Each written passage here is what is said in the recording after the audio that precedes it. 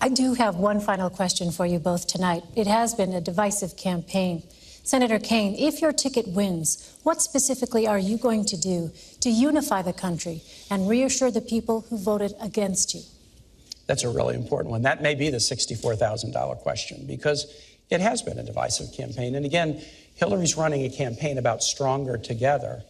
And Donald Trump, and this is not directed at this man, except to the extent that he can't defend Donald Trump. Donald Trump has run a campaign that's been about one insult after the next. But we do have to bring the country together. So here's what we'll do. Hillary Clinton was First Lady, then Senator for 8 years and Secretary of State. And I serve in the Senate. And I'm really amazed, Elaine, as I talk to Republican senators, how well they regard and respect Hillary Clinton.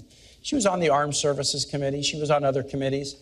She worked across the aisle when she was First Lady to get the CHIP program passed so that 8 million low-income kids have health insurance in this country, including 150,000 in Indiana. She worked across the aisle after 9/11 to get health benefits for the first responders who bravely went into the towers and into the Pentagon. She worked to get benefits for TRICARE benefits for National Guard members, including Hoosiers and Virginians in the National Guard. She has a track record of working across the aisle to make things happen. And you know, Elaine, I have the same track record. I was a governor of Virginia with 2 Republican houses. And in the Senate, I have good working relationships across the aisle. Because, yeah, I think it's fine to be a Democrat or Republican or independent, but after Election Day, the goal is work together. And Hillary Clinton has a track record of accomplishment across the aisle that will enable her to do just that when we work with the new Congress in January. Governor, how will you unify the country if you win? Well, thank you, Elaine, and thanks for a great discussion. Absolutely. Tonight. Thank you, Senator. This is a very challenging time in the life of our nation.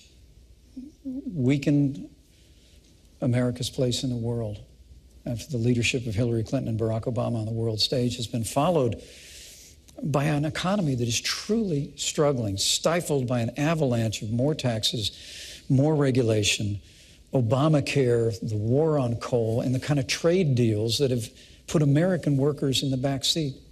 And I think the best way that we can bring people together is through change in Washington, D.C. You know, I served in Washington, D.C. for 12 years in the Congress of the United States.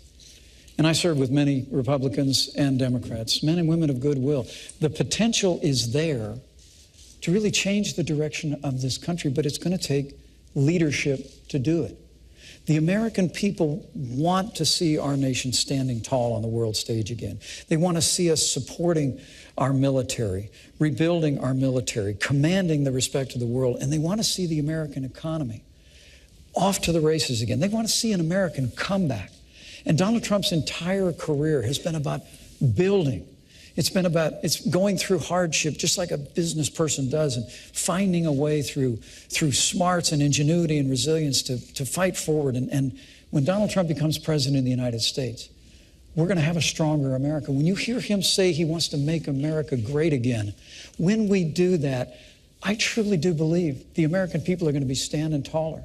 They're going to see that real change can happen after decades of just talking about it. And when that happens, the American people are going to stand tall, stand together, and we'll have the kind of unity that's been missing for way too long.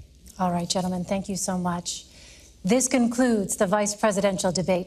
My thanks to the candidates, the commission, and to you for watching. Please tune in this Sunday for the second presidential debate at Washington University in St. Louis and the final debate on October 19th at the University of Nevada, Las Vegas. From Farmville, Virginia, I'm Elaine Quijano of CBS News. Good night.